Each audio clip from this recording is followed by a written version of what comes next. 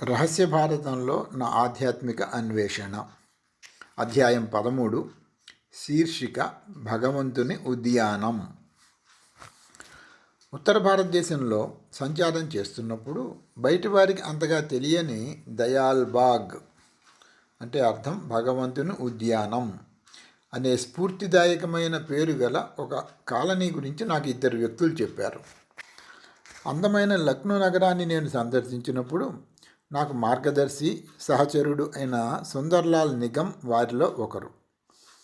లక్నో నగర వీధులలో తిరుగుతూ మేము తత్వశాస్త్రం గురించి మాట్లాడుకునేవాళ్ళం.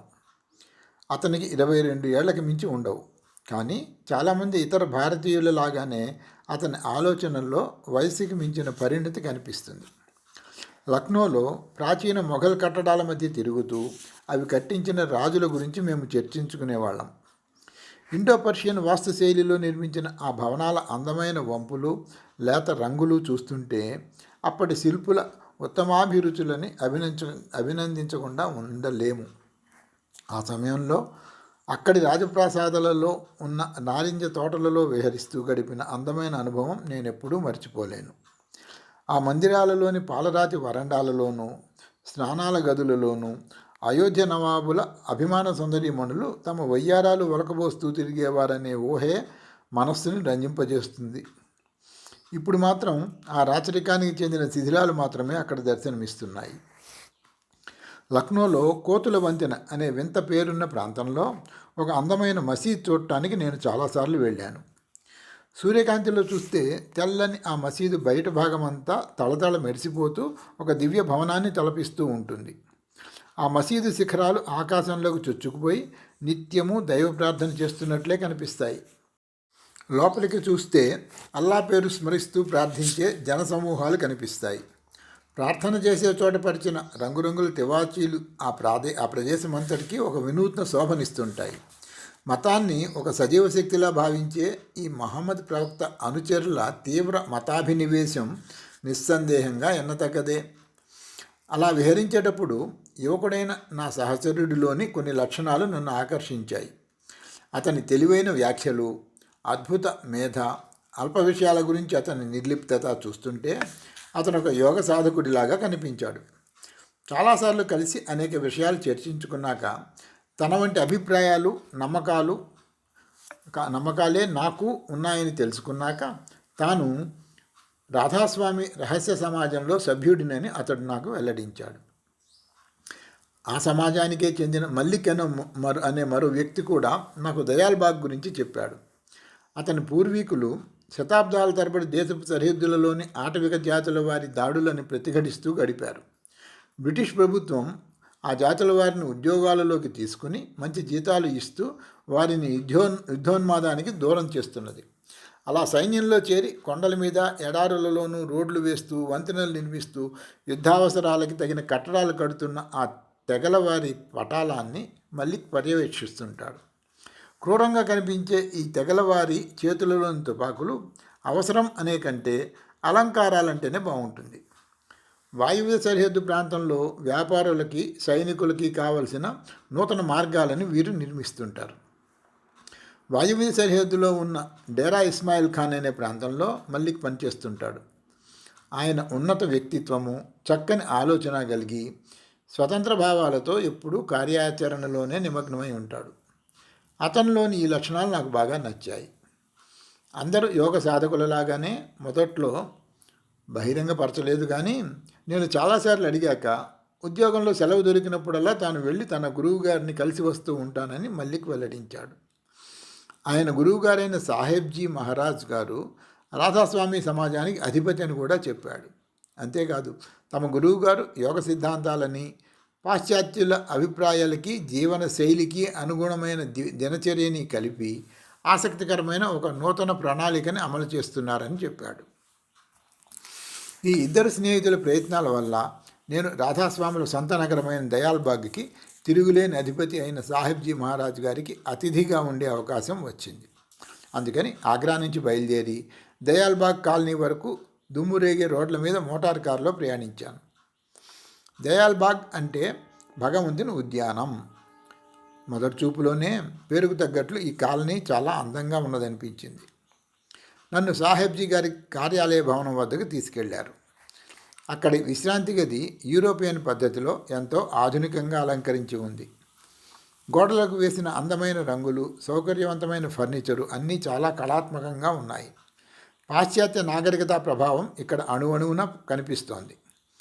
ఇంతవరకు నిరాడంబరంగా ఉండే ప్రాచీన భవంతులలోనూ, పర్వత గుహలలోనూ, నదీ తీరాలలోని పూరి గుడిసెలలోనూ నివసించే యోగులను చూశాను. కానీ ఇటువంటి ఆధునిక భవనాలలో కూడా యోగులుంటారని నేను ఊహించలేదు. ఇటువంటి వాతావరణంలో ఉండే ఈ సాహెబ్జీ గారు ఎటువంటి వ్యక్తో చూడాలనే ఉత్సాహం నాకు అధికమైంది. కాసేపటికి తలుపు తెరుచుకుని సాహెబ్జీ గారే నేనున్న విశ్రాంతి గదిలోకి వచ్చారు. తెల్లటి తలబాగా ధరించిన ఆయన సామాన్యమైన ఎత్తులో ఉన్నారు. చక్కని ముఖ కవళికలు గల ఆయనలో అమెరికా వారి పోలికలు కొద్దిగా కనిపిస్తున్నాయి. పెద్ద అద్దాలున్న కళ్ళజోడు, పొడుగాటి కోటు ధరించిన ఆయన వస్తూనే నన్ను ఆహ్వానించాడు. కుర్చీలలో విశ్రాంతిగా కూర్చున్నాక గది అలంకరణలో ఆయన చూపిన అభిరుచిని అభినందించాను. చిరునవ్వుతో ఆయన ఇలా అన్నాడు, భగవంతుడంటే ప్రేమ ఒక్కటే కాదు, అందం కూడా ఆయన స్వరూపమే. తనలో ఉన్న ఆత్మ సౌందర్యాన్ని ప్రకటించే ముందు మనిషి తన పరిసరాలన్నిటిలోనూ ఆ సౌందర్యం ప్రకటించాలి. చక్కని ఇంగ్లీషులోనూ గంభీరమైన కంఠంతోనూ ఆయన ఇంకా ఇలా అన్నారు, ఈ గది గోడల మీద, ఫర్నిచర్ మీద కంటికి కనిపించని మరో అలంకరణ కూడా ఉంది. అది ఈ గదిలో తిరిగే వ్యక్తుల ఆలోచనలు, భావనలు. ప్రతి గది, ఆ మాటకు వస్తే ప్రతి కుర్చీ కూడా వాటిని నిత్యము ఉపయోగించే వ్యక్తుల ప్రభావాన్ని ప్రతిఫలిస్తాయి. ఆ ప్రభావం కంటికి కనిపించని మాట నిజమే, కానీ అదృశ్యంగానైనా సరే ఆ ప్రభావం తప్పకుండా ఉంటుంది.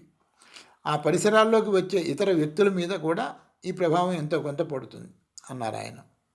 అంటే మనుషుల చుట్టూ విద్యుత్ అయస్కాంత క్షేత్రాలు ఉంటాయనేగా మీరు చెప్పేది, మధ్యలో అందుకుంటూ అన్నాను. దాదాపు అంతే. ఒక రకంగా చూస్తే ఆలోచనలకు కూడా రూపం ఉంటుంది. మనం ఎక్కువగా ఎటువంటి ఆలోచనలు చేస్తూ ఉంటామో అటువంటి ప్రవృత్తినే ప్రదర్శిస్తూ ఉంటాం అన్నారు. ఈ సిద్ధాంతం ఆసక్తికరంగా ఉంది అని నేను అన్నాను. ఇది సిద్ధాంతం కాదు, సత్యం. మనిషికి భౌతిక శరీరం లోపల ఒక సూక్ష్మ దేహం కూడా ఉంటుంది. ఈ సూక్ష్మ దేహంలో కూడా భౌతిక దేహంలో ఉన్నట్లే జ్ఞానేంద్రియాలు, కర్మేంద్రియాలు ఉంటాయి. సూక్ష్మదేహ ఇంద్రియాలని ప్రేరేపించడం ద్వారా మానసిక దృష్టి, దివ్య దృష్టి సాధించవచ్చు. ఆయన కొంతసేపు ఆగి భారతదేశ పరిస్థితుల గురించి నా అభిప్రాయం అడిగారు.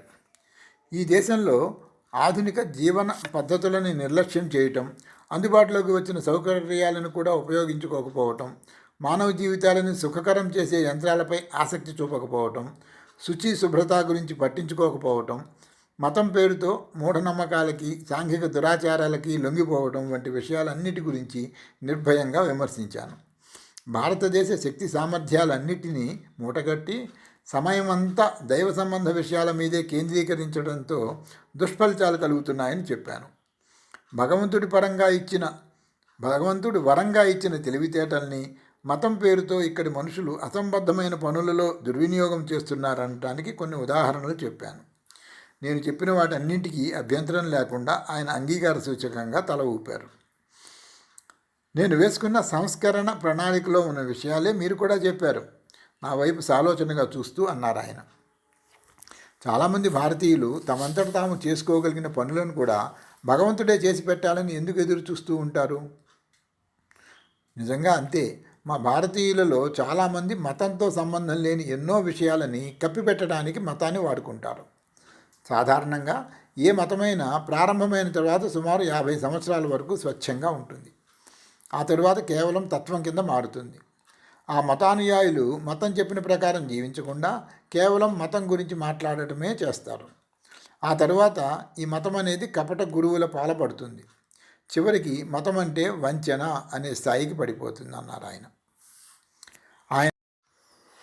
ఆయన అంత స్పష్టంగా అంగీకరించడం చూసి నాకు ఆశ్చర్యం వేసింది. స్వర్గ నరకాల గురించి, భగవంతుడి గురించి పోట్లాడుకుంటే లాభం ఏమిటి? మానవజాతి అంతా భౌతిక స్థితిలోనే జీవిస్తున్నది కదా. అటువంటప్పుడు ఆ భౌతిక పరిస్థితులని ఎలా నిర్లక్ష్యం చేయగలం? అందుకని ఈ లోకంలో మానవ జీవితాలని సౌందర్యవంతంగాను ఆనందప్రదంగాను చేసుకోవడానికి ప్రయత్నించాలన్నారు ఆయన. దీనికోసమే నేను మీ వద్దకు వచ్చాను. మీ అనుచరులంతా యూరోపియన్ల వంటి ఆధునిక జీవనం గడుపుతూ కూడా బాహాటంగా మత ప్రదర్శన చేయటం లేదు, కానీ క్రమం తప్పకుండా యోగ సాధన చేస్తున్నారు అన్నాను.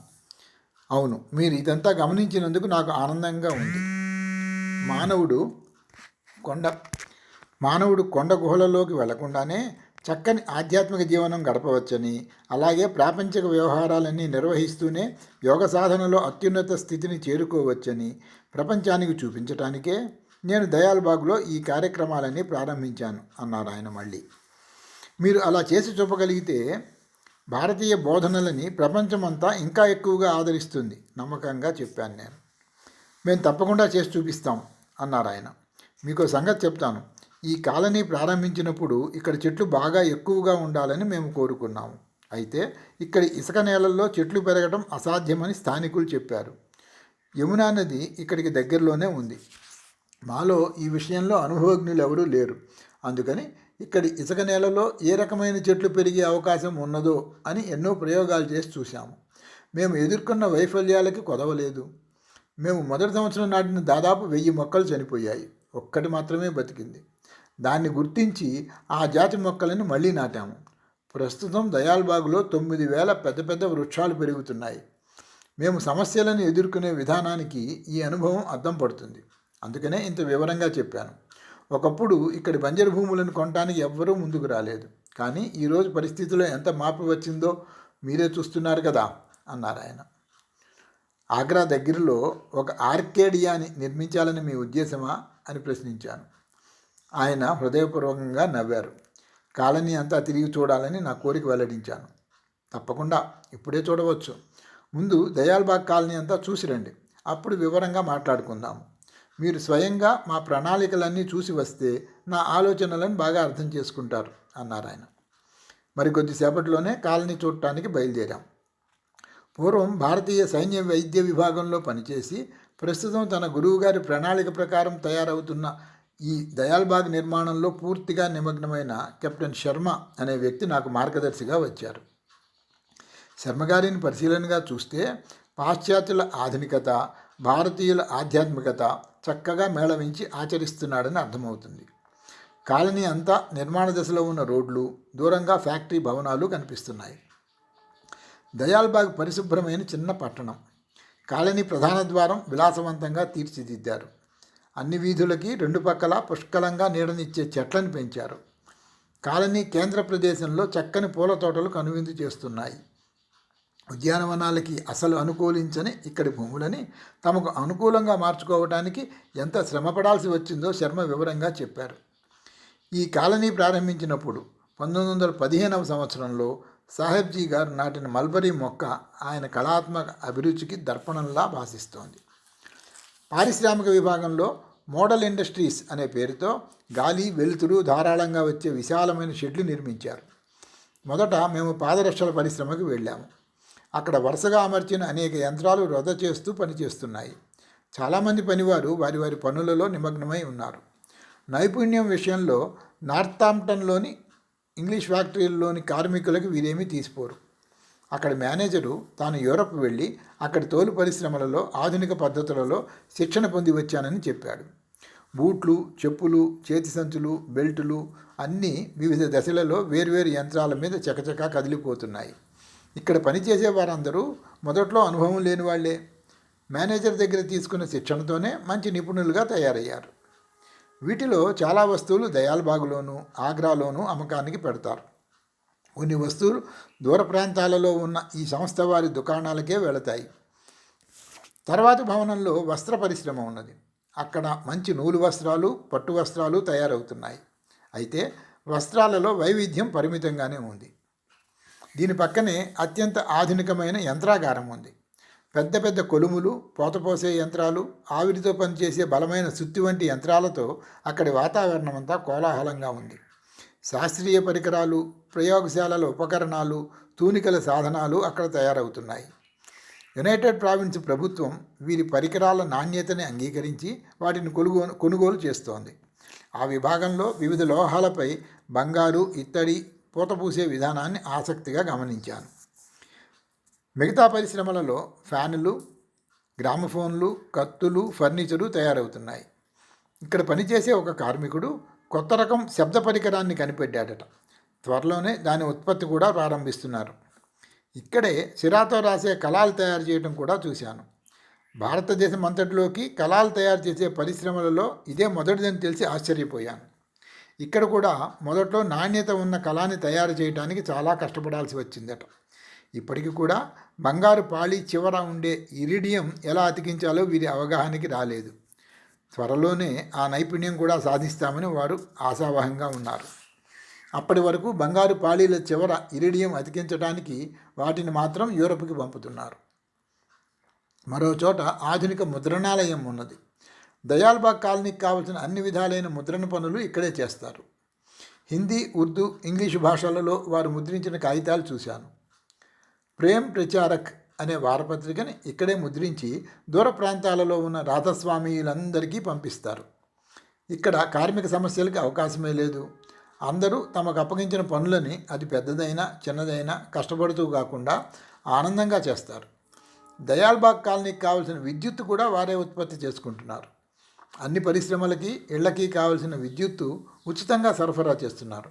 కాబట్టి విద్యుత్ మీటర్లతో ఇబ్బందులు పడాల్సిన అవసరం వారికి లేదు. ఇక్కడి వ్యవసాయ విభాగంలో ఒక ఆధునిక వ్యవసాయ క్షేత్రం రూపుదిద్దుకుంటున్నది. ఆవిరితో నడిచే ఒక ట్రాక్టరు, ఒక నాగలి ఇక్కడి ప్రత్యేక ఆకర్షణ. ప్రస్తుతానికి కాలనీ వాసులకు కావలసిన కూరగాయలు, పశువులకి కావలసిన గడ్డి మాత్రమే సాగు చేస్తున్నారు. ఇక్కడి పాడి పరిశ్రమ అన్నిటికంటే సమర్థంగా నిర్వహిస్తున్నారు. భారతదేశంలో ఎక్కడా నేను ఇంత చక్కటి పాడి నిర్వహణ చూడలేదు. దీనిని ఒక నమూనా కేంద్రంగా దేశమంతటా ప్రదర్శించవచ్చు. ఇక్కడ కనిపించే ప్రతి పశువు ప్రత్యేకంగా ఎన్నుకొని తీసుకురాబడినదే. పరిసరాలు పరిశుభ్రంగా నిర్వహించడంతో ప్రతి పశువు నుంచి పాల దిగుబడి భారతదేశపు సరాసరి కంటే చాలా ఎక్కువని వారు చెప్పారు. మంచి శీతలీకరణ వ్యవస్థ కూడా ఉండటంతో కాలనీవాసులందరికీ క్రిమిరహితమైన రుచికరమైన పాలు అందుతున్నాయి. వీరు విద్యుత్తుతో పనిచేసే వెన్న తయారు చేసే యంత్రం విదేశాల నుంచి దిగుమతి చేసుకున్నారు. ఈ విభాగంలో ప్రగతి అంతా సాహెబ్జీ గారి కుమారుడి పర్యవేక్షణలో జరిగిందట.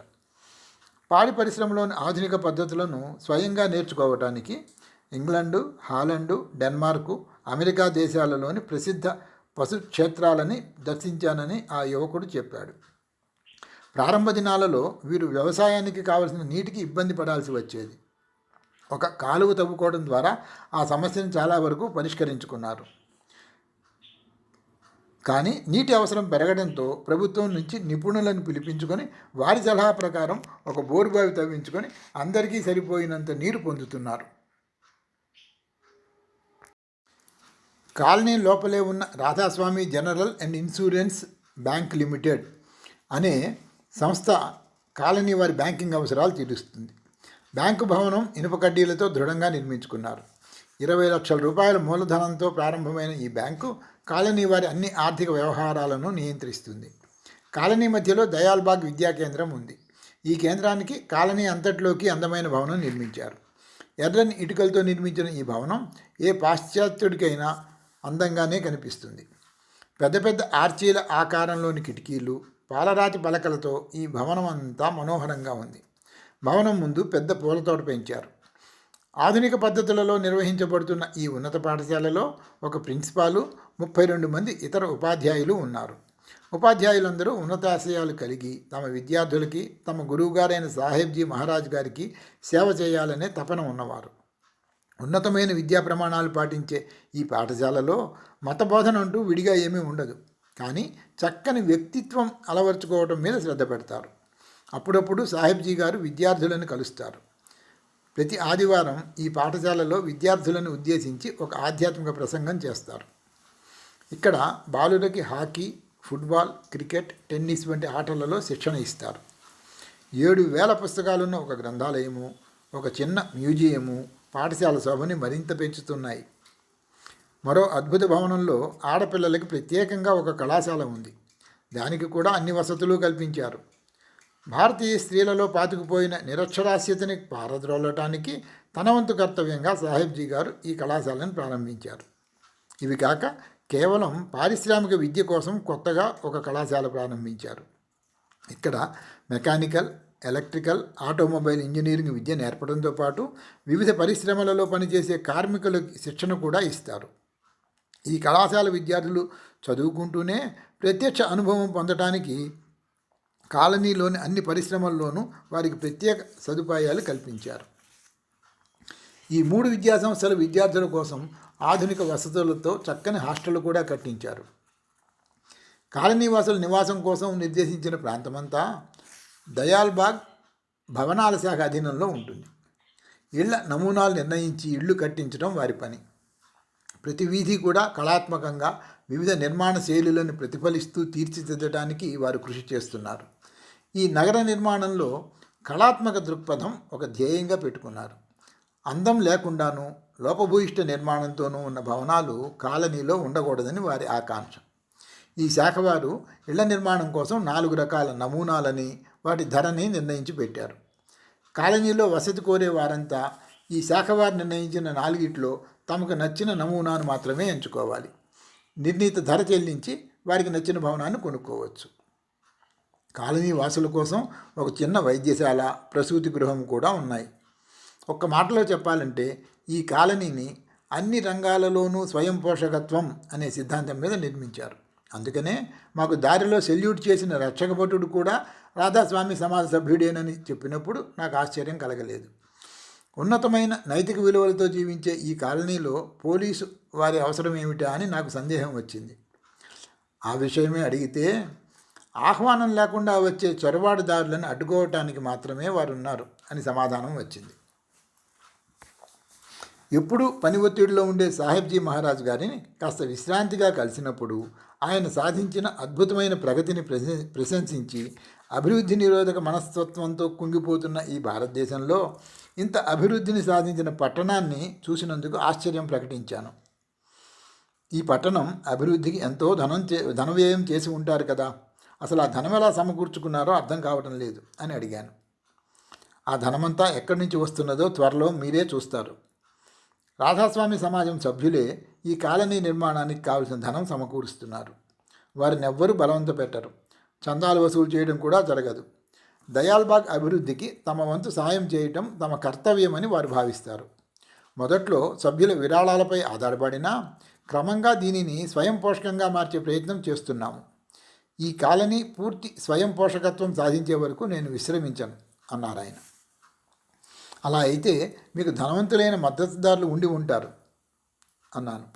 లేరు, మా సభ్యులలో ధనవంతులని చెప్పగలిగిన వారిని వేళ మీదే లెక్క పెట్టవచ్చు. ఇక్కడ సభ్యులందరూ అతి సామాన్యమైన జీవితం గడుపుతారు. ఈ అభివృద్ధి అంతా వారు చేసిన త్యాగాల ఫలితమే. ఆ భగవంతుని దయ వల్ల ఇప్పటికే అనేక లక్షల రూపాయలు మేము ఈ కాలనీ కోసం ఖర్చు చేశాము. మా సభ్యులు పెరిగే కొద్దీ కాలనీ ఆదాయం కూడా పెరుగుతూనే ఉంటుంది. అందుకని భవిష్యత్తులో కూడా ఆదాయానికి లోటేమీ ఉండదు నమ్మకంగా అన్నారు ఆయన. మీకు ఎంతమంది సభ్యులు ఉన్నారు అని ప్రశ్నించాను. మా మొత్తం సభ్యులు 11,000 మంది వరకు ఉంటారు. అయితే వారిలో కొద్దిమంది మాత్రమే ఇక్కడ స్థిర నివాసం ఏర్పరచుకున్నారు. మా రాధాస్వామి సంస్థ ప్రారంభించి 70 సంవత్సరాలైంది. అయితే చాలా వరకు అభివృద్ధి గత 20 సంవత్సరాలలోనే జరిగింది. ఇక్కడ ముఖ్య విషయం, సిద్ధాంతాల దృష్ట్యా మాది ఒక రకమైన రహస్య సంస్థ. అందుకని ఈ అభివృద్ధి అంతా మా గురించి ఏ రకమైన ప్రచారము చేసుకోకుండా సాధించినదే. మేమే కనుక మా నియమాలను సడలించి ప్రజలలోకి వచ్చి బహిరంగంగా మా బోధనలు ప్రచారం చేస్తే సభ్యుల సంఖ్య 10 అవుతుంది. దేశమంతటా వ్యాపించిన మా సభ్యులు దయాల్బాగ్ని ప్రధాన కార్యాలయంగా భావించి వీలైనప్పుడల్లా ఇక్కడికి వచ్చి వెళుతుంటారు. వివిధ ప్రాంతాలలో, దూర ప్రదేశాలలోని నగరాలలో ఉండే సభ్యులంతా చిన్న చిన్న సమూహాలుగా ఏర్పడి ప్రతి ఆదివారము ఇక్కడ దయాల్బాగ్లో మేము సమావేశమయ్యే సమయంలోనే వారు స్థానికంగా సమావేశమవుతుంటారు అని వివరించారు ఆయన. కొద్దిగా ఆగి కళ్ళజోడు తుడుచుకుని ఆయన మళ్ళీ మొదలెట్టారు. ఒక విషయం గమనించండి, సభ్యులు పోగు చేసిన 5,000 రూపాయలతో మేము ఈ కాలనీ నిర్మాణం ప్రారంభించాము. మొదట్లో కాలనీ స్థలం అంతా కలిపి 4 ఎకరాలు మాత్రమే. ఇప్పుడు దయాల్బాగ్ వేలాది ఎకరాలలో విస్తరించి ఉంది. మేము విస్తరిస్తున్నామంటారా లేదా అన్నారు. దయాల్బాగ్ని ఎంతవరకు విస్తరించాలని మీ ఉద్దేశం అని ప్రశ్నించాను. ఈ కాలనీలో 10 నుంచి 12,000 మంది వరకు నివాసం ఉండాలని నా అభిప్రాయం. ఆ తర్వాత ఆపేస్తాం. 12,000 మందికి మంచి ప్రణాళికతో నిర్మిస్తే చక్కని పట్టణం ఏర్పడుతుంది. మీ పాశ్చాత్య దేశాలలో లాగా భయం గొలిపేటంత పెద్ద నగరాలు నాకు ఇష్టం లేదు. అటువంటి పెద్ద నగరాలు కిక్కిరిసిన జనంతో వచ్చే అన్ని అవలక్షణాలు కలిగి ఉంటాయి. ప్రజలందరూ ప్రశాంతంగా పనిచేసుకుంటూ ఆనందంగా ఉండే పరిశుభ్రమైన విశాల ఉద్యాన నగరం నిర్మించాలని నా ఆకాంక్ష. దయాల్బాగ్ నేను అనుకుంటున్న నమూనా నగరంగా రూపొందటానికి మరికొన్ని సంవత్సరాలు పడుతుంది. ప్లేటో రాసిన రిపబ్లిక్ చదువుతుంటే ఇప్పుడు దయాల్బాగ్లో నేను అమలు చేయాలనుకుంటున్న ఆలోచనలన్నీ ఆ పుస్తకంలో ఉండటం నాకు ఆశ్చర్యం కలిగించింది. దయాల్బాగ్ పూర్తి అయ్యాక భారతదేశంలో ఏర్పడబోయే ఇటువంటి మరిన్ని కాలనీలకి ఇది మార్గదర్శిగా ఉంటుంది. ఇటువంటి కాలనీలు కనీసం ఒక్కో రాష్ట్రానికి ఒకటైనా ఏర్పడాలని నా ఉద్దేశం. ఈ దేశం ఎదుర్కొంటున్న ఎన్నో సమస్యలకి ఇదే నా సమాధానం అన్నారు ఆయన. అంటే భారతదేశం తన శక్తినంతటిని పారిశ్రామికీకరణలోకి మళ్లించాలని మీ ఉద్దేశమా అని ప్రశ్నించాను. అవును, అదే ఇప్పటి తక్షణ అవసరం.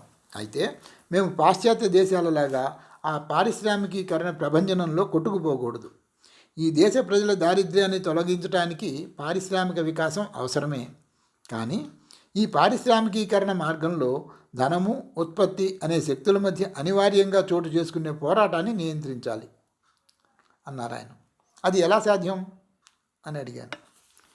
సమాజానికి హాని కలగని విధంగా వ్యక్తుల అభివృద్ధి ఉండాలి. ఇక్కడ మేమంతా ఒక సహకార పద్ధతిలో పనిచేస్తాం. వ్యక్తి విజయం కంటే దయాల్బాగ్ విజయం ముఖ్యమనేదే ఆ సహకారానికి ప్రాతిపదిక. బయట తమకు లభించే వేతనం కంటే చాలా తక్కువ వేతనానికే పనిచేస్తున్న నిపుణులు మా దగ్గర ఎందరో ఉన్నారు. నేను చెప్పేది బాగా చదువుకుని మంచి శిక్షణ పొందిన విద్యాధికుల గురించి. వారు ఈ పనులు తమంతట తామే సంతోషంగా చేస్తుంటారు. ఉన్నతమైన ఆధ్యాత్మిక ఆశయాలు మా అందరి విషయంలో ఉత్ప్రేరకాలుగా పనిచేస్తాయి. కాబట్టే ఇది సాధ్యమవుతుంది. వీరిలో అవకాశం ఉన్న కొందరు ఉచితంగానే తమ సేవలు అందిస్తుంటారు.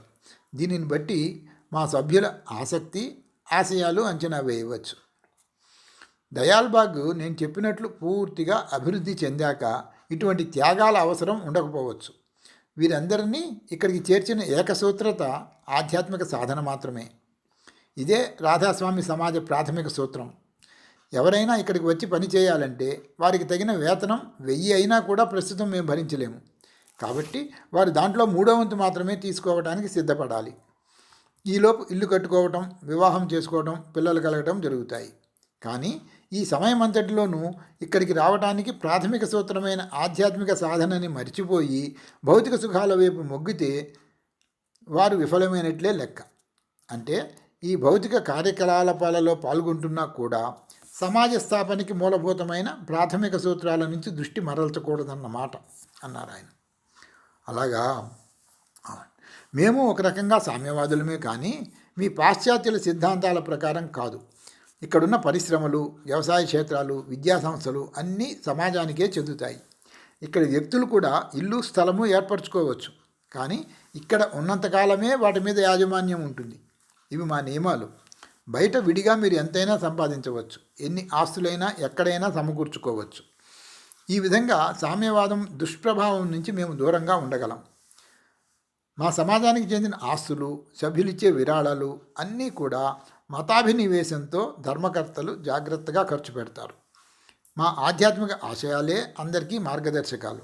ఇదంతా భారతదేశంలోని వివిధ రాష్ట్రాలకు చెందిన 45 మంది సభ్యులతో కూడిన ధర్మకర్తల సంఘం పర్యవేక్షిస్తుంది. ఆ సంఘం వారు సంవత్సరానికి 2 సార్లు సమావేశమై ఆదాయము, ఖర్చు, ప్రణాళికలు, ప్రగతి అన్నీ చర్చిస్తారు. మిగిలిన రోజువారీ వ్యవహారాలు, సాధారణమైన విషయాలు చూడటానికి 11 మంది సభ్యులున్న కార్యనిర్వాహక వర్గం ఉంటుంది అని వివరించారు ఆయన. ఇందాక మీరు భారతదేశ సమస్యలన్నిటికీ సమాధానం ఇచ్చే విధంగా దయాల్బాగును తీర్చిదిద్దుతామన్నారు కదా. ఇక్కడి సమస్యలన్నిటికీ మూలమైన ఆర్థిక సమస్యను మీరు ఎలా పరిష్కరిస్తారు అని అడిగాను. సాహెబ్జీ మహారాజ్ గారి ముఖంలో చిరునవ్వు చెదరలేదు. ఈ విషయంలో ఒక దేశంగా భారతదేశం ప్రతిపాదనలు కొన్ని ఉన్నాయి.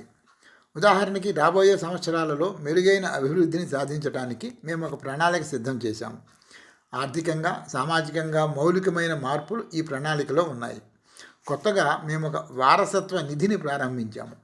అవకాశం ఉన్నవారు ఒక 1000 రూపాయలకు తక్కువ కాకుండా ఈ నిధిలో జమ చేయవచ్చు. వారు చెల్లించిన మొత్తంలో 5% ప్రతి సంవత్సరం యాజమాన్యం ఆ సభ్యులకు తిరిగి చెల్లిస్తూ ఉంటుంది. ఆ సభ్యుడి మరణం తర్వాత అతని భార్యకి కానీ పిల్లలకి కానీ ముందు నిర్దేశించిన విధంగా యాజమాన్యం ఇస్తూ ఉంటుంది. ఆ రెండో వ్యక్తి కూడా ఈ సాంవత్సరిక ఆదాయం స్వీకరించడానికి తమ వారసులని నియమించవచ్చు. అలా మూడో తరం వ్యక్తి మరణించాక ఈ సంవత్సర ఆదాయం ఇవ్వటం ఆగిపోతుంది. ఒకవేళ ఏ కారణం చేతనైనా మొదటి సభ్యుడు కష్టాలలో ఉన్నా, అవసరం వచ్చినా అతను చెల్లించిన దానిలో కొంత కానీ మొత్తం కానీ తిరిగి పొందే అవకాశం ఉంది. ఈ రకంగా భవిష్యత్తులో లక్షలాది రూపాయలు ఈ వారసత్వ నిధికి సమకూరి మా సమాజం వారికి అందుబాటులో ఉంటాయి. సభ్యులకు కూడా రాబడి ఉంటుంది అన్నారు ఆయన. అంటే మీరు ఇప్పుడు పెట్టుబడిదారీ వ్యవస్థలోని లోపాలకి, సామ్యవాద వ్యవస్థలోని ఆదర్శాలకి మధ్యగా ఉండే మరో ఉత్తమ మార్గాన్వేషణలో ఉన్నారన్నమాట. ఏది ఏమైనా మీరు విజయం సాధించాలని, అది త్వరగా దక్కాలని ఆశిస్తున్నాను అని నేను అన్నాను. ఈ వారసత్వ నిధి ద్వారాను, సభ్యుల విరాళాల ద్వారాను, లాభాల బాటలోకి మళ్ళుతున్న పరిశ్రమల ద్వారాను దయాల్ బాగ్ నిరంతరంగా ఉండే ఆదాయ వనరులని సమకూర్చుకుంటున్నదని నాకు అర్థమైంది. భారతదేశంలోని ప్రముఖులు అనేకులు మా ఈ ప్రయోగాన్ని, దీని ఫలితాలను ఆసక్తిగా గమనిస్తున్నారు అన్నారు ఆయన. కొంతమంది ఇప్పటికే దయాల్ బాగ్ వచ్చి చూసి వెళ్ళారు. వారిలో మమ్మల్ని విమర్శించేవారు ఉన్నారు. భారతీయులు ప్రపంచమంతటిలోకి ఎక్కువ దారిద్ర్యం అనుభవిస్తున్నారని మీకు తెలుసు కదా. దానికి అందరూ తలా ఒక పరిష్కారం సూచిస్తున్నారు. అదే ఉత్తమమైనదని అంటున్నారు. గాంధీ ఒకసారి ఇక్కడికి వచ్చారు. నాతో చాలాసేపు సంభాషించారు. తన రాజకీయ ఉద్యమంలో చేరమని నన్ను కోరారు. నేను అంగీకరించలేదు. రాజకీయాలతో మాకేం సంబంధం? మేము ఆచరణ సాధ్యమైన పరిష్కారాల కోసం వెతుకుతాము. గాంధీ గారి రాజకీయ ప్రణాళికతో నాకు సంబంధం లేదు. కానీ ఆర్థిక విషయాలలో ఆయన ఆలోచనలు నేను పరిశీలించాను. సిద్ధాంతరీత్యా అవి గొప్పవే, కానీ ఆచరణ సాధ్యం కావు. భారతదేశం యంత్రాలన్నిటినీ సముద్రంలో పారేయాలని అంటాడు ఆయన. భారతదేశం తిరోగమనం చెందకూడదు. భౌతికవాదంలోని మంచి లక్షణాలను గ్రహించి అభివృద్ధి సాధించి ముందుకు దూసుకెళ్ళాలి. ఈ విషయంలో అమెరికా, జపాన్ దేశాల నుంచి మా దేశం పాఠాలు నేర్చుకోవాలి. ఆధునిక యంత్రశక్తి తాకిడిని మానవ శక్తి మీద ఆధారపడ్డ నేతగాళ్ళు, ఇతరులు ఇక ఏమాత్రం తట్టుకోలేరు అన్నారు ఆయన. సాహెబ్జీ మహారాజ్ గారు ఈ విధంగా తన ఆలోచనలు చెప్తుంటే గోధుమ రంగు హిందూ శరీరంలో చురుకైన అమెరికన్ మనస్తత్వం గోచరిస్తోంది. ఒక పక్క ప్రణాళికాబద్ధమైన కార్యనిర్వహణ, మరోపక్క స్పష్టమైన భావ వ్యక్తీకరణ ఆయన మీద గౌరవాన్ని ఇనుమడింపజేస్తున్నాయి. భారతదేశంలో సాధారణంగా కనపడిన రెండు లక్షణాలు: వ్యవహారిక దృష్టి, మానసిక సమతుల్యత ఆయన ప్రవర్తనలో ప్రస్ఫుటంగా కనిపిస్తూ నా హేతువాద దృక్పథానికి మరీ నచ్చాయి. ఆయన వ్యక్తిత్వంలోని భిన్న కోణాలు, 1,00,000 మంది అనుచరులకు గురువు, ఒక మార్మిక యోగ సాధకుడు, దయాల్బాగ్లో నా చుట్టూ కనపడుతున్న లౌకిక వ్యవహారాల సమన్వయకర్త, ఇవన్నీ కలిపి చూస్తుంటే ఆయనని ఒక అపురూపమైన అద్భుత వ్యక్తిగా వర్ణించక తప్పదు. భారతదేశంలోనే కాదు, ప్రపంచమంతటిలోనూ ఇటువంటి అద్భుత లక్షణాలున్న మహావ్యక్తిని కలుస్తానని నేను అనుకోను. ఆయన నా మనసులో భావాలు గ్రహించినట్లున్నారు. మీరు ఇక్కడ దయాల్బాగ్లో మా జీవితంలోని 2 కోణాలు చూశారు. కానీ మా కార్యక్రమాలన్నీ 3 మార్గాలలో సాగుతుంటాయి. మానవుడి ప్రకృతి 3 విధాలు: ఆధ్యాత్మికం, మానసికం, శారీరకం. ఈ పరిశ్రమలు, వ్యవసాయ క్షేత్రాలు శారీరక ప్రకృతికి సంబంధించినవి. విద్యాలయాలు మానసిక ప్రకృతికి సంబంధించినవి. చివరిగా మా సంఘ సమావేశాలు ఆధ్యాత్మిక సంబంధమైనవి. ఈ విధంగా ఇక్కడ ప్రతి మనిషి అన్ని విధాలుగా అభివృద్ధి చెందడానికి కృషి చేస్తాం. వీటిలో కూడా ఈ 3వ ప్రకృతి అయిన ఆధ్యాత్మిక సాధనకే ఎక్కువ ప్రాధాన్యం ఇస్తాం. అందుకని మా సమాజ సభ్యులు ఎక్కడ ఉన్నా కానీ క్రమం తప్పకుండా యోగ సాధన చేస్తూనే ఉంటారు అన్నారు ఆయన. మీ సంఘ సమావేశాలకు నేను రావచ్చునా అని అడిగాను. తప్పకుండా అన్ని సమావేశాలకి మీరు రావచ్చు అని ఆయన అన్నారు. దయాల్బాగ్లో కార్యక్రమాలన్నీ ఉదయం 6 గంటలకి మొదటి సంఘ సమావేశంతో ప్రారంభమవుతాయి. సూర్యకిరణాలు చీకటిని పారదోలుతుంటే పక్షుల కిలకిలారావాలు వింటూ ఒక సహచరుడితో కలిసి విశాలమైన డేరా వద్దకు చేరాను. అప్పటికే అక్కడికి చేరిన వారందరూ తమ పాదరక్షలు విడిచి అక్కడి సహాయకులకు అందిస్తున్నారు. నేను అలాగే చేసి లోపల విశాలంగా ఉన్న హాలులో ప్రవేశించాను.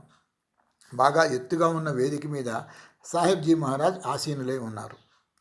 100 కొద్దీ సభ్యులు ఆయన చుట్టూ నేల మీదే కూర్చున్నారు. నేలంతా మానవ శరీరాలతో కంబళీపరిచినట్లుంది. అందరూ నిశ్శబ్దంగా కూర్చుని సాహెబ్జీ వైపు చూస్తున్నారు. నేను వేదికకి వీలైనంత దగ్గరికి వెళ్ళి కూర్చున్నాను. హాలు ప్రధాన ద్వారం వద్ద నిల్చున్న ఇద్దరు వ్యక్తులు ప్రార్థన మొదలెట్టారు. హిందీలో ఉన్న ఆ ప్రార్థన వినటానికి చాలా శ్రావ్యంగా ఉంది. ఆ ప్రార్థన 15 నిమిషాల సేపు సాగింది. అప్పటికే శ్రావ్యము పవిత్రము అయిన ఆ మాటల ప్రభావానికి అంతటా ప్రశాంత వాతావరణం అలుముకుంది. క్రమంగా తమ స్వరాలు తగ్గించి వారిద్దరూ మౌనం వహించారు. నేను చుట్టూ చూశాను. ఆ విశాలమైన డేరాలో ఉన్న ప్రతి వ్యక్తి నిశ్శబ్దంగా నిశ్చలంగా ధ్యానంలోనూ ప్రార్థనలోనూ మునిగిపోయారు. వేదికపై వినమ్రంగా కూర్చున్న సాహెబ్జీ గారి నోటి వెంట ఒక్క మాటైనా రాలేదు. ఇదివరకు ఆయనలో నేను గమనించిన దరహాసము చురుకుదనము కనపడటం లేదు. వాటి స్థానంలో గాంభీర్యము పవిత్రమైన ప్రశాంతత కనపడుతున్నాయి. అక్కడున్న ప్రతివారు తమకి ఉన్నత జీవనానికి పవిత్ర వారధిగా భావించే సాహెబ్జీ గారి మనస్సులో మెదిలే ఆలోచనలు ఎవరికీ తెలిసే అవకాశం లేదు. ఆ నిశ్శబ్ద వాతావరణం అరగంట సేపు అలాగే కొనసాగింది. ఎక్కడ చడీ చప్పుడు లేదు. సందేహాస్పద దృక్పథం ఉన్న ఈ పాశ్చాత్యుడికి కనిపించని ప్రపంచానికి ఈ సభ్యులందరూ తమ మనసుల్ని తీసుకెళ్లారేమోననే అనుమానం కలిగింది.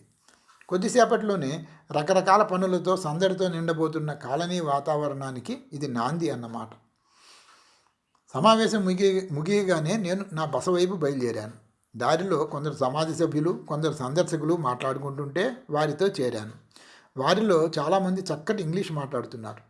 అక్కడ చేరిన వారిలో తలపాగాలు ధరించిన వాయవ్య భారతదేశీయులు, పిలకలు పెట్టుకుని దక్షిణ భారతంలోని తమిళ దేశం నుంచి వచ్చిన వారు, తూర్పు నుంచి వచ్చిన చురుకైన బెంగాలీలు, గడ్డాలు పెంచిన మధ్య భారతదేశీయులు, ఇలా అన్ని రకాల వారు ఉన్నారు. వారి ఆదర్శాలు, ఆచరణాత్మక వైఖరి, ఆత్మ గౌరవము నన్ను ఆకర్షించాయి. ఆకాశాన్నంటే ఆశలున్నా వారి పాదాలు స్థిరంగా నేల మీద ఉండటం విశేషమే. ఈ రకమైన పురజనులున్న ఏ నగరమైనా వారి గురించి గర్వంగా చెప్పుకోవచ్చు. చూడగానే వారి మీద నాకు అంతులేని అభిమానము ఆదరణ కలిగాయి. కారణం వారి ప్రత్యేకమైన వ్యక్తిత్వం. మధ్యాహ్నం మరో స్వల్పకాల సమావేశం జరిగింది. ఇది సందర్శకులకు ఉద్దేశించింది అనుకుంటాను. వ్యక్తిగత సమస్యలకి ఇతర ప్రశ్నలకి సమాధానం ఇచ్చిన సాహెబ్జీ గారు కాలనీకి సంబంధించిన మరికొన్ని విషయాల మీద కూడా తన అభిప్రాయాలు చెప్పారు. ఎటువంటి క్లిష్ట సమస్యలకైనా సరే ఆధ్యాత్మికమైన లౌకికమైన నవ్వుతూ హాస్యమిళితమైన కంఠస్వరంతో తక్షణ పరిష్కారం చూపగల చాకచక్యం ఆయనలో చూడవచ్చు. ఆత్మస్థైర్యము వినమ్రత ఈ 2 లక్షణాలని ఆయన జయప్రదంగా తనలో సమన్వయించుకున్నారని చెప్పవచ్చు. సాయంత్రం మరో సంఘ సమావేశం. కాలనీలోని అన్ని పరిశ్రమలు వ్యవసాయ క్షేత్రాలు విద్యా సంస్థలు మూసివేసి ఆ రోజు కార్యక్రమాలన్నీ ముగిశాక మళ్ళీ సభ్యులందరూ ఆ డేరా వద్దకు చేరుకున్నారు. సాహెబ్జీ గారు వేదికపై కూర్చున్నారు. ఒకరొకరుగా వెళ్ళి కొందరు సభ్యులు తమ విరాళాలని ఆయన పాదాల వద్ద ఉంచారు. 2 కమిటీ సభ్యులు ఆ ధనమంతా తీసుకుని లెక్క రాసుకున్నారు. ఆ సాయంత్రానికి ముఖ్య కార్యక్రమం సాహెబ్జీ గారి ప్రసంగం. శ్రోతలను ఆకర్షించే చక్కని వక్తృత్వ శైలితో హిందీలో దీర్ఘంగా సాగిన ఆయన ఉపన్యాసాన్ని సభ్యులందరూ శ్రద్ధగా విన్నారు. భావగర్భితంగా చక్కని హావభావాలతో సాగిన ఆయన ఉపన్యాసం శ్రోతల హృదయాలని హత్తుకునేలా ఉంది. గంభీరంగా ప్రసంగించే ఆయన పద్ధతి, ఆయన మాటలలోని శక్తి, సభ్యుల మీద చూపుతున్న ప్రభావం నా కళ్ళకి కనిపిస్తూనే ఉన్నది. ప్రతిరోజు ఈ కార్యక్రమాలే క్రమం తప్పకుండా జరుగుతుంటాయి. సాయంత్రం సమావేశం అన్నిటిలోకి దీర్ఘంగా దాదాపు 2 గంటలు సాగుతుంది. ఆ 2 గంటల సేపు సాహెబ్జీ గారు ఏ విధమైన తడబాటు లేకుండా ప్రభావశీలంగా సమావేశాన్ని నడపటం ఆయన మానసిక సామర్థ్యాలకి నిదర్శనమనే చెప్పాలి. ఆయన ఆ రోజు ఏ విషయం మాట్లాడతారో చివరి వరకు ఎవరికీ తెలియదు. దీనిని గురించి ఆయనను ప్రశ్నించాను. నేను వచ్చి అక్కడ కూర్చునే వరకు నేను ఏమి మాట్లాడుతానో నాకే తెలియదు. మాట్లాడటం ప్రారంభించాక కూడా నా తరువాతి వాక్యం ఏమిటో ప్రసంగం ఎలా ముగిస్తానో నేను ఊహించలేను. ఆ సమయంలో ఆ పరమాత్ముడికి నన్ను నేను అంకితం చేసుకుంటాను. ఆయన అప్పటికప్పుడు ఏది నా మనసుకు తోచేటట్లు చేస్తే అదే మాట్లాడుతాను. ఇదంతా ఆయన ఆజ్ఞ ప్రకారమే జరుగుతుంది.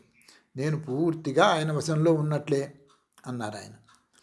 నేను మొదటిసారి వెళ్ళినప్పుడు ఆయన చేసిన ప్రసంగంలో భావం గురువుకి పరిపూర్ణ శరణాగతి. అది నన్ను బాగా ఆలోచింపజేసింది. అందుకని ఒకరోజు ఆయన వద్ద ఈ విషయం లేవనెత్తాను. ఆ సమయంలో మేమిద్దరం కాలనీలోని ఒక ఉద్యానవనంలో పచ్చని గడ్డి మీద కూర్చుని స్నేహపూర్వకంగా భాషించుకుంటున్నాము. తాను ఆ రోజు ప్రసంగంలో చెప్పిన భావాన్నే చెప్పి ఇంకా ఇలా అన్నారు: ప్రతివారికి గురువు అనేవారి ఆవశ్యకత ఎంతైనా ఉంది. ఈ ఆధ్యాత్మిక విద్యలో స్వయం సాధనకి ఆస్కారమే లేదు. మీకు కూడా గురువు ఆవశ్యకత వచ్చిందా అని అడిగాను. నిస్సందేహంగా సరి అయిన గురువు కోసం నేను 15 సంవత్సరాలు అన్వేషించాను అన్నారు ఆయన. 15 సంవత్సరాల అంటే జీవితంలో 5వ భాగం. అంత శ్రమపడాల్సిన అవసరం ఉందా అని మళ్ళీ ప్రశ్నించాను.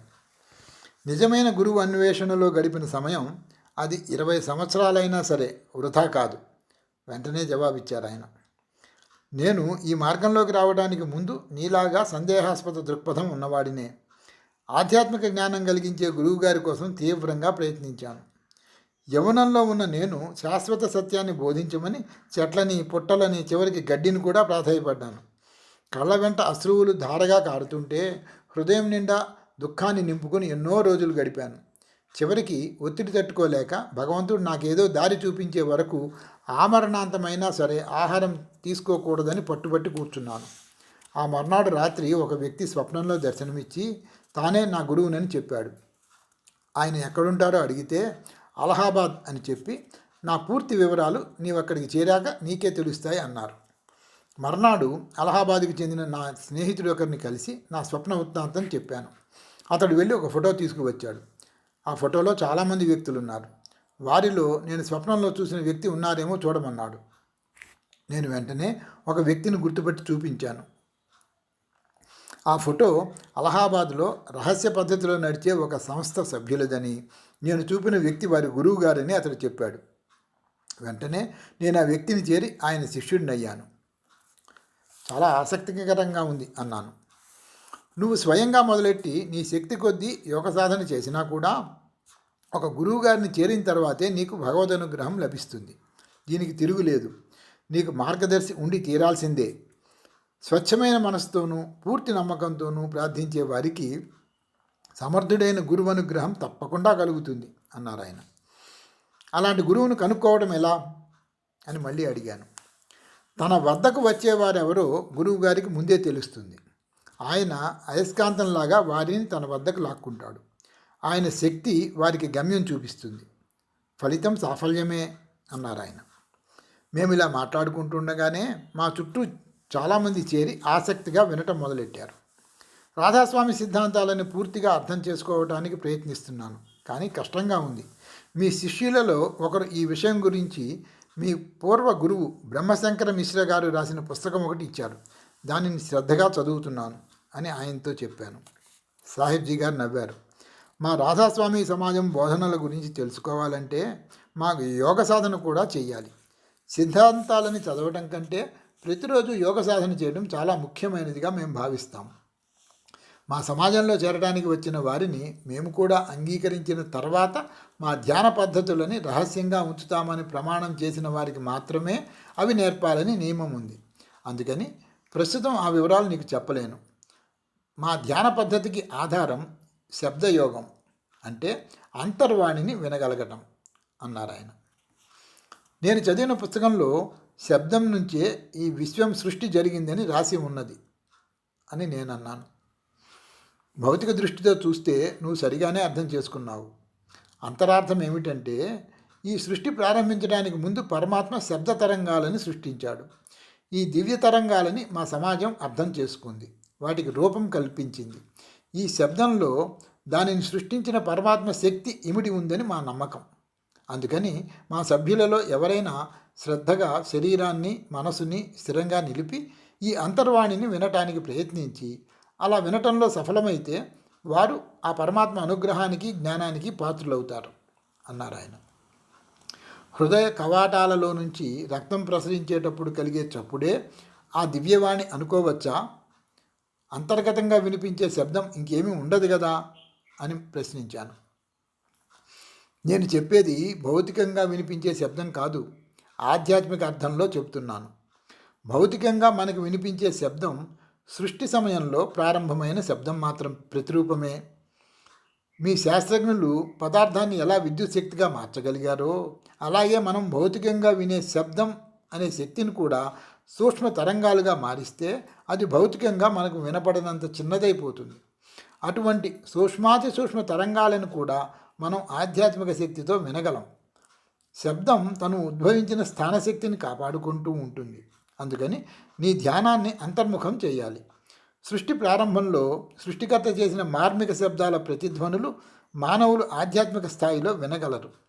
మా రహస్య యోగ పద్ధతులలోని అంతర్ముఖ సాధన ద్వారా నీలోని ఆ దివ్యవాణిని విని ఆ శబ్దం మూలస్థానాన్ని గమనించగలిగితే స్వర్గాన్ని చేరుకున్నట్లే.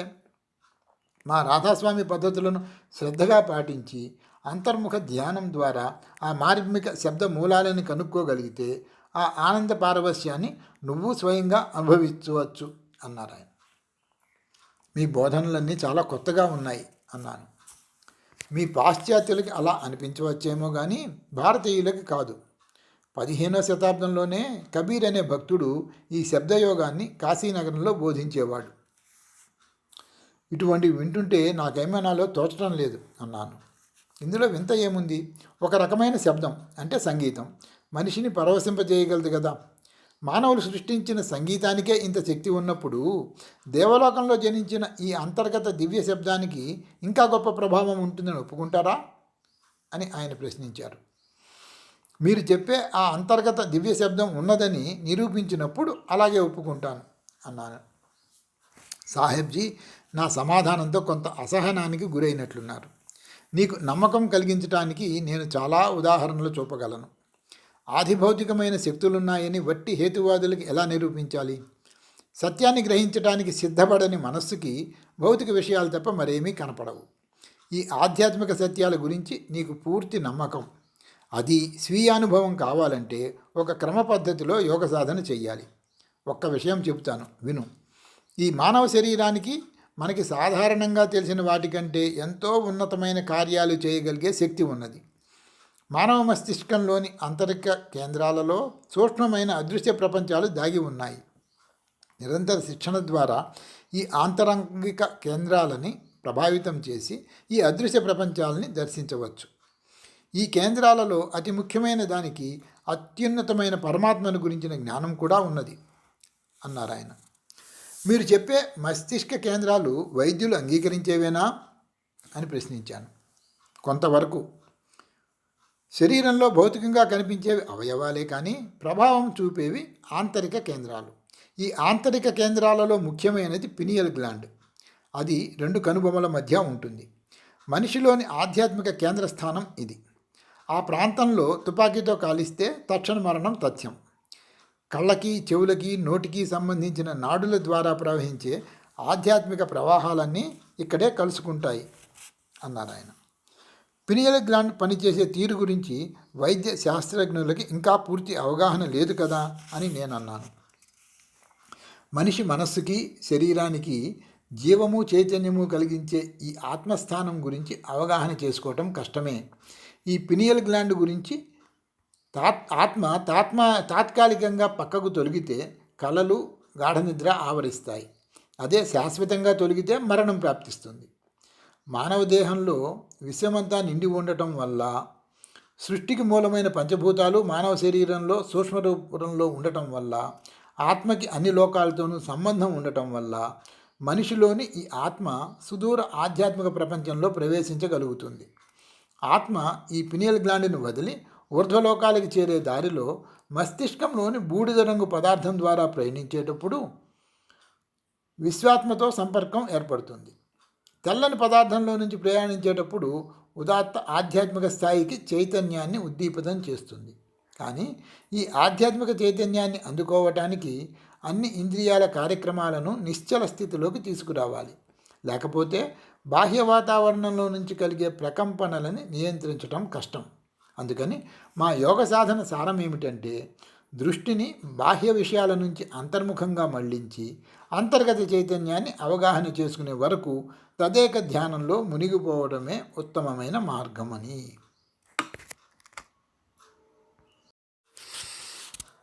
ఎంతో వివేకాన్ని ప్రదర్శిస్తూ ఆయన చెప్పిన మాటల్లోని గూఢార్థాన్ని గ్రహించడానికి ప్రయత్నిస్తూ ఆలోచనల్లో పడిపోయాను.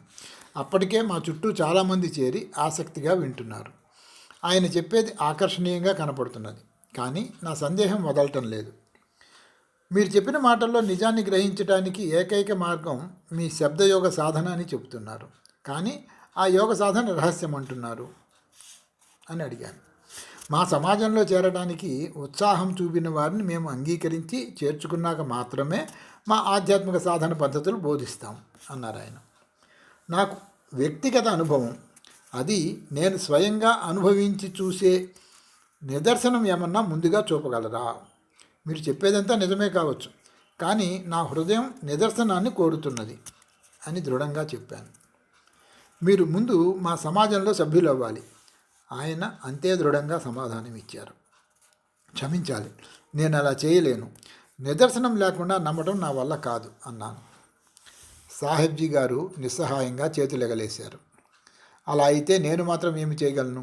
నా పనులన్నీ ఆ పరమాత్మ నియంత్రణలోనే ఉంటాయి అన్నారు ఆయన స్థిరంగా.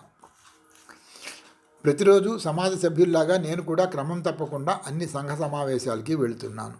వారి మధ్యలో కూర్చుని నిశ్శబ్దంగా ధ్యానం చేయటము, సాహెబ్జీ గారి ఉపన్యాసాలను వినటము చేసేవాడిని. అవసరమైనప్పుడు ప్రశ్నించి వివరణ పొందేవాడిని. అలాగే నాకు లభించిన రాధాస్వామి సమాజ సాహిత్యాన్ని చదువుతూ ఉండేవాడిని. ఒకరోజు ఒక సమాజ సభ్యుడితో కలిసి దయాల్బాగ్ నుంచి 1 మైలు దూరం దగ్గరి అడవిని దాటి కొద్ది దూరం వెళ్ళి యమునా నది ఒడ్డున కూర్చున్నాము. నదిలో నీళ్లు నిండుగా ప్రవహిస్తున్నాయి. ఈ నది ఒడ్డునే కదా కృష్ణుడు అద్భుతంగా పిల్లను గోవి వ్రాయిస్తూ గోపికల్ని సమ్మోహనపరిచింది అని గుర్తుకు వచ్చింది. కొద్ది సంవత్సరాల కిందటి వరకు ఈ ప్రాంతమంతా క్రూర జంతువులు తిరుగుతూ ఉండే అరణ్యం. దయాల్బాగ్ నిర్మాణం అయ్యాక అవి రావడం తగ్గిపోయింది. నిశ్శబ్దాన్ని ఛేదిస్తూ నా సహచరుడు చెప్పాడు. మా సంఘ సమావేశాలకి వచ్చిన మొదటి యూరోపియన్ మీరే. మీరు చూపిస్తున్న ఆసక్తి, శ్రద్ధ మాకు ఆనందం కలిగిస్తున్నాయి. మీరు కూడా మా సమాజంలో చేరవచ్చు కదా అని అడిగాడు. నాకు మతం మీద నమ్మకం లేదు. మనం నమ్ముదామని అనుకున్న దాన్ని నమ్మటం చాలా తేలిక, మిగిలిన వాటిని నమ్మటం కష్టం అన్నాను. మా సాహెబ్జీ గారితో మీకు కలిగిన సాంగత్యం తప్పకుండా మీకు మేలు చేస్తుంది. మిమ్మల్ని సమాజంలో చేరమని బలవంత పెట్టను. ఎవరి విషయంలోనూ మతం మార్పిడికి ప్రయత్నించకూడదని, సమాజ సభ్యులు ప్రచారం చేయకూడదని మాకు నియమాలున్నాయి అన్నాడు ఆ యువకుడు. మరి ఈ సమాజం ఉన్నదని నీకు ఎలా తెలిసింది అని ప్రశ్నించాను. ఏముంది, మా తండ్రి చాలా సంవత్సరాల నుంచి ఈ సమాజంలో సభ్యుడు. ఆయన దయాల్బాగ్లో ఉండడు, అప్పుడప్పుడు వస్తూ ఉంటాడు. ఆయనతో కలిసి కొన్నిసార్లు నేను ఇక్కడికి వచ్చాను. ఆయన నన్ను సభ్యుడిగా చేరమని ఎప్పుడూ అడగలేదు. 2 సంవత్సరాల కిందట నాకు ఆధ్యాత్మిక విషయాల మీద ఆసక్తి పెరిగింది. మా స్నేహితులందరినీ వారి వారి నమ్మకాల గురించి అడిగేవాడిని. ఓసారి అలాగే మా తండ్రి గారిని కూడా అడిగాను. ఆయన చెప్పిన సమాధానం విని నేను ఇక్కడి సభ్యుడినయ్యాను. ఆ నిర్ణయం తీసుకున్నందుకు నేను ఆనందిస్తున్నాను. ఎందుకంటే నేను ఇక్కడికి చాలా త్వరగా వచ్చాను. ఒక జీవితకాలమంతా అయోమయంలో కొట్టుకుని చివరికి వచ్చి సభ్యులైన వారందరూ ఇక్కడ ఉన్నారు అన్నాడు అతను. నువ్వు నీ సందేహాలు తీర్చుకున్నంత త్వరగా నేను కూడా నా సందేహాలు తీర్చుకోగలిగితే ఎంత బాగుంటుంది అని మనసులోనే అనుకున్నాను. మేము అలా చాలాసేపు నది ఒడ్డునే కూర్చున్నాము. భారతదేశం గురించిన ఆలోచనలు నా మనస్సుని ఆక్రమించుకున్నాయి. ఈ భారతదేశంలో ప్రజలకి చేతనావస్థలోనూ సుప్త చేతనలోనూ కలిగే ఆలోచనలన్నీ మతం రంగు పులుగురే ఉంటాయి. ఎందుకంటే ప్రతివారు ఏదో ఒక మతానికో, వర్గానికో, తెగకో, మత గ్రంథానికో విధేయులై ఉంటారు. అన్ని రకాల మతాలు అతి క్షుద్రమైన వాటి నుంచి అతి ఉన్నతమైన వాటి వరకు భారతదేశంలో మనకి కనిపిస్తాయి. ఒకసారి నేను గంగానది ఒడ్డునే ఉన్న ఒక చిన్న దేవాలయానికి వెళ్ళాను. అక్కడి స్తంభాలన్నిటి మీద స్త్రీ పురుషుల కాముక శిల్పాలు, అక్కడి గోడలన్నిటి మీద శృంగార భంగిమలు చెక్కి ఉన్నాయి. పాశ్చాత్య మతబోధకుడు ఎవరైనా ఈ దృశ్యాలు చూస్తే భయభ్రాంతుడవుతాడు. భారతదేశ మతాలలో ఇటువంటి విషయాలకు కూడా స్థానం ఉన్నదన్నమాట. ఒక రకంగా చూస్తే శృంగారాన్ని మురికి కూపాలలోకి నెట్టే కంటే ఈ విధంగా మతపరమైన గుర్తింపు ఇవ్వడమే మంచిదనిపిస్తుంది. ఈ దేశంలోనే మానవ మేధకి సాధ్యమైన అతి స్వచ్ఛమైన అత్యున్నతమైన ఆలోచనలు రూపుదిద్దుకున్నాయి. ఇది ఈ భారతదేశపు గొప్పతనం. ఈ దేశంలో నేను రాధాస్వామి సమాజం వంటి మత శాఖని ఎక్కడా చూడలేదు. ఇది చాలా ప్రత్యేకమైనదని ఒప్పుకోక తప్పదు. సాహెబ్జీ మహారాజ్ వంటి మేధావి తప్ప ఇంకెవ్వరూ ప్రపంచమంతట్లోకి ప్రాచీనమైన యోగశాస్త్రానికి, అత్యాధునిక యూరోపియన్ లేక అమెరికన్ నగర లక్షణమైన యాంత్రిక నాగరికతకి ఉన్న పరస్పర వైరుధ్యాలని సమన్వయపరిచే బృహత్ ప్రయత్నం చేయలేదు. ప్రస్తుతం ఉన్న అజ్ఞాత దశలో నుంచి బయటపడి దయాల్బాగ్ భారతదేశ చరిత్రలో ఒక మైలురాయిలా నిలిచిపోవాలని నా కోరిక. భారతదేశ సమస్యలు గళ్ళ నుడికట్లు లాంటివి. వాటికి ఇంతవరకు సరైన సమాధానం ఎవరూ కనిపెట్టి ఉండకపోవచ్చు. కానీ రాబోయే రోజులలో కనిపెట్టలేరని చెప్పలేము కదా. గాంధీ గారి మధ్యయుగాల నాటి ఆలోచనలు చూసి సాహెబ్జీ నవ్వుకున్నారు. ఆ నవ్వు గాంధీ గారి ప్రధాన కార్యాలయం ఉన్న అహ్మదాబాద్లో ప్రతిధ్వనిస్తుంది. ఎందుకంటే ఆ నగరంలోని సబర్మతి ఒడ్డున నిలబడి చూస్తే కనీసం 50 ఫ్యాక్టరీల పొగగొట్టాలు కనిపిస్తాయి. పాశ్చాత్య పద్ధతుల ప్రభావం భారతీయ సంప్రదాయ జీవన శైలిని చిన్నాభిన్నం చేసింది. ఈ దేశానికి వచ్చిన మొదటి తరం యూరోపియన్లు ఓడల నిండా సరుకులతో పాటు మనసు నిండా ఆలోచనలు కూడా తెచ్చారు. కాలికట్ రేవుకి వాస్కోడిగామా రాకతో మొదలైన ఈ పాశ్చాత్య ప్రభావం ఇప్పుడు ఇంకా వేగం పుంజుకుంది. భారతదేశంలో పారిశ్రామికీకరణ మొదలైంది, కానీ అది సందేహంతో భయంగా నెమ్మదిగా సాగుతోంది. యూరప్లో అయితే సాంస్కృతిక మేధ పునరుజ్జీవనము, మత సంస్కరణవాదము, పారిశ్రామికీకరణ ఒకదాని వెంకట ఒకటి వేగంగా చోటు చేసుకున్నాయి. అందుకని ఇలాంటి భయ సందేహాలని త్వరగా వాళ్ళు వెనకకి నెట్టేశారు. భారతదేశం ఇప్పుడు మేలుకున్నది, కానీ ఇంకా ఆ భయ సందేహాలలో మునిగే ఉంది. భారతీయులు గుడ్డిగా యూరోపియన్లు చూపిన మార్గంలో పయనిస్తారో లేదా సొంత ఆలోచనలతో అంతకంటే మంచి దారి వెతుక్కుంటారో వేచి చూడాలి. ఈ పరిస్థితులలో సాహెబ్జీ గారి ప్రయోగం వెలుగులోకి తెచ్చే అవకాశం ఉన్నదేమో చూడాలి. నేను ఏ విషయమైనా గట్టిగా విశ్వసిస్తాను అంటే అది ఒక్కటే: త్వరలోనే భారతదేశం ఇదివరకన్నడూ లేనంతగా సమస్యల వలయంలో చిక్కుకుంటుంది. కొన్ని వేల సంవత్సరాల నుంచి కాలం చెల్లిన ఆచారాలకి, మతం నమ్మకాలకి బందీ అయిన ఈ సమాజం 2-3 దశాబ్దాలలోనే విచ్ఛిన్నమవుతుంది. ఇది నమ్మశక్యం కాకపోవచ్చు, కానీ జరిగి తీరుతుంది. ఈ పరిణామాలన్నీ సాహెబ్జీ గారికి తెలుసు. మనం ఒక కొత్త జీవితం ప్రారంభించాలని, ప్రపంచంలో మిగతా ప్రదేశాలలో లాగా భారతదేశంలోనూ పాత పద్ధతులకి కాలం చెల్లిందని ఆయన గ్రహించాడు. ఆసియా దేశస్థుల బద్ధకము, పాశ్చాత్యుల ఆచరణాత్మకత ఎన్నటికీ కలవని సమాంతర రేఖల్లాగా సాగాల్సిందేనా? ఆయన దీనిని అంగీకరించాడు. యోగి అయిన వాడు ఆధునిక దుస్తులు ఎందుకు ధరించకూడదు? యోగులు తమ ఒంటరి జీవితాల నుంచి బయటకు వచ్చి యంత్రాల ధ్వనుల మధ్య పనిచేసే మనుష్యులను కలవాలి. యోగులైన వారు ఫ్యాక్టరీలకి, స్కూళ్ళకి, ఆఫీసులకి వచ్చి అక్కడి వారికి ఆధ్యాత్మిక శిక్షణ ఇవ్వాలని ఆయన ఉద్దేశ్యం. ఈ విషయంలో బోధన, ప్రచారము సరిపోవు. ఉత్తేజపరిచే కార్యాచరణ కావాలి. ఉత్సాహంతో కూడిన దినచర్యతోనే దైవం వద్దకు దారి కనుక్కోవచ్చు. సామాన్య మానవులకి అందనంత దూరంగా కేవలం ఆధ్యాత్మికతకే పరిమితమైన యోగశాస్త్రం వారిని మోసపుచ్చే ప్రయత్నమని ఆయన అభిప్రాయం. యోగశాస్త్రం అనేది కొందరు సాధు సన్యాసులకే పరిమితం అయితే ఈ ఆధునిక ప్రపంచంలో దాని అవసరం ఉండదు. అందుకని అది త్వరలోనే ఎవరికీ దక్కకుండా అదృశ్యమైపోతుంది. యోగశాస్త్రం ఏకాంతంగా ఉండే యోగులకి మాత్రమే ఉపయోగించేటట్లయితే రచయితలు, వ్యవసాయదారులు, కార్మికులు, వ్యాపారులు వీరందరూ ఆ శాస్త్రానికి మొహం చాటేస్తారు. ఇదే పరిస్థితి కొనసాగితే ఆధునిక పాశ్చాత్య ప్రపంచం ఈ యోగశాస్త్రాన్ని నిర్లక్ష్యం చేసినట్లు త్వరలోనే భారతదేశం కూడా చేసే అవకాశం ఉంది. సాహెబ్జీ గారు దూరదృష్టితో ఈ పరిస్థితులను ముందే ఊహించి ప్రాచీన యోగశాస్త్రాన్ని ఆధునిక పద్ధతులలో ఉపయోగించాలని ప్రయత్నిస్తున్నారు. నిరంతరం శ్రమించే ఈ ప్రభావశీలి స్వదేశంలో త్వరలోనే తప్పకుండా ప్రభావం చూపిస్తాడు. తన దేశం శతాబ్దాల తరబడి బద్ధకంలో మునిగిపోయిందని ఆయన గ్రహించాడు. పరిశ్రమలు, వ్యాపారము, ఆధునిక వ్యవసాయము వీటి సాయంతో పాశ్చాత్య దేశాలు ఎలా తమ సంపదను పెంచుకుంటున్నాయో ఆయనకి తెలుసు.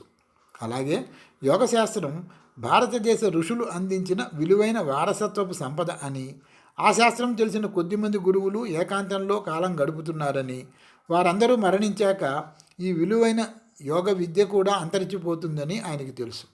ఇవన్నీ తెలుసు కనుకనే ఆయన ప్రాచీన మేధాశిఖరాల నుంచి దిగివచ్చి 20వ శతాబ్ది జీవితానికి ఆ రెంటిని సమన్వయపరచాలని ప్రయత్నిస్తున్నాడు. ఈ ఘన ప్రయత్నం చేస్తున్న ఆయనని అభినందించాల్సిందే. రోజులు ఎలా మారుతున్నాయో గమనించండి. అరేబియాలోని మహమ్మద్ ప్రవక్త సమాధిని విద్యుత్ దీపాలతో అలంకరిస్తున్నారు. మొరాకో ఎడారులలో ఒంటెలను వెనక్కి నెట్టి విలాసవంతమైన మోటారు కార్లు పరిగెడుతున్నాయి. మరి భారతదేశం మాట ఏమిటి? ఆధునిక సంస్కృతి నాగరికతల ప్రభావంతో కొన్ని వందల సంవత్సరాల నిద్ర నుంచి మేల్కొన్న ఈ విశాల దేశం ఇంకా మూసుకునే ఉన్న తన కళ్ళని తెరవాలి. ఇంగ్లీషు వారు ఎడారులని సస్యశ్యామలం చేశారు.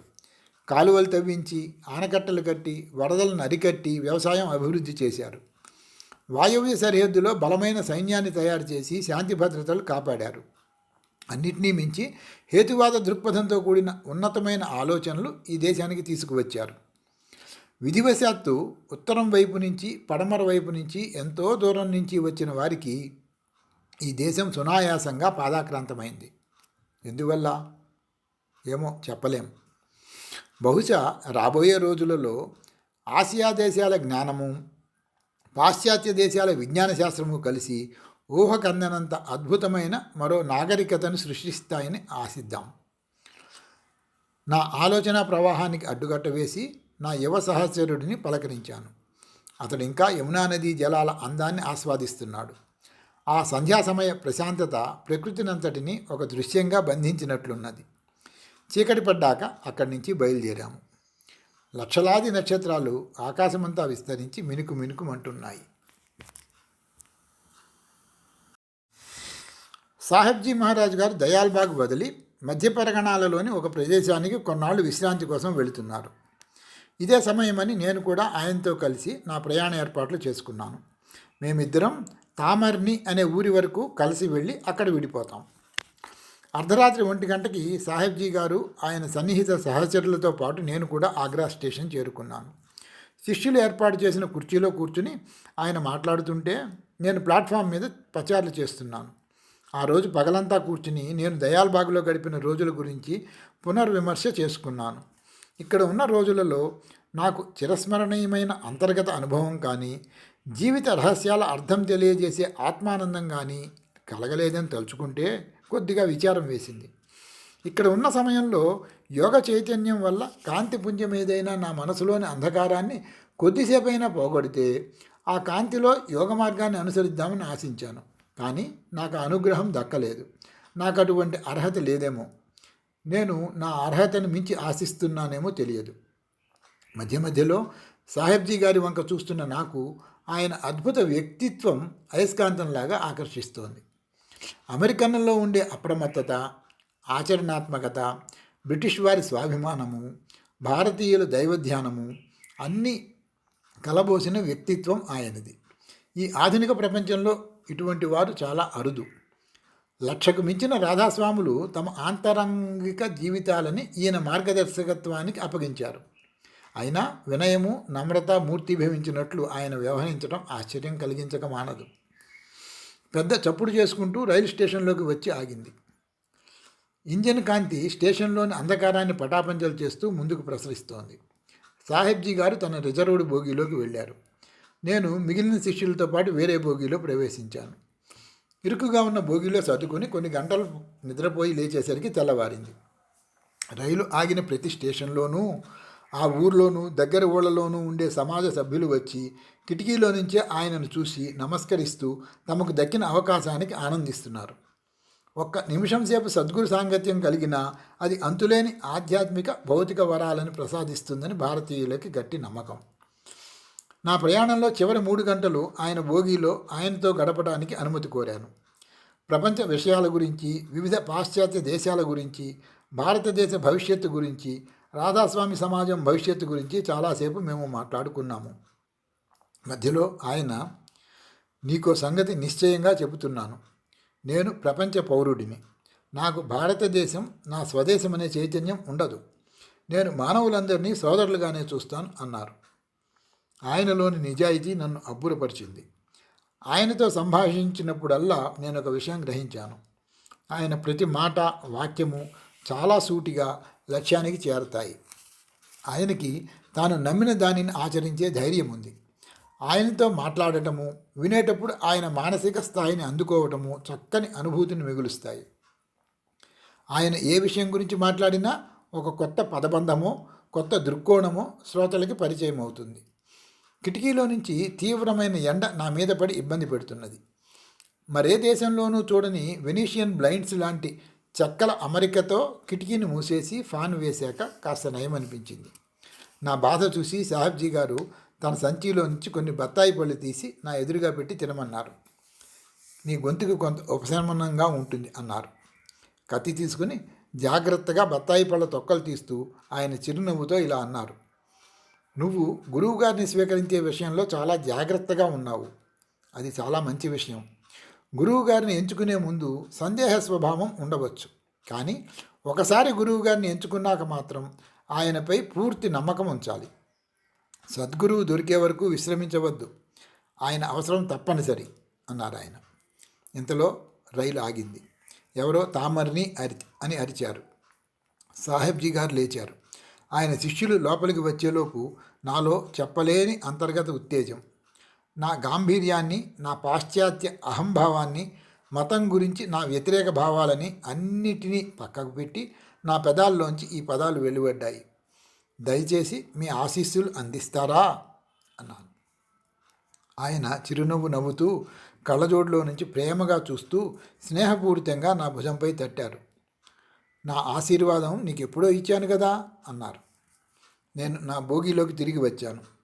కిటికీలో నుంచి చూస్తే గడ్డి మేస్తూ పశువుల మందలు కనిపిస్తున్నాయి. దృశ్యాలన్నీ అస్పష్టంగా ఉన్నాయి. నా మనస్సు నేను బాగా ఇష్టపడి ఆరాధించే మహనీయుడి చుట్టూనే తిరుగుతున్నది. ఉత్తేజం కలిగించే స్వాప్నికుడు, ప్రశాంత మనస్కుడైన యోగి, కార్యాచరణబద్ధుడైన ప్రపంచ పౌరుడు, నాగరికుడైన పెద్ద మనిషి, ఈ వర్ణనలన్నీ ఆయనకి వర్తిస్తాయి.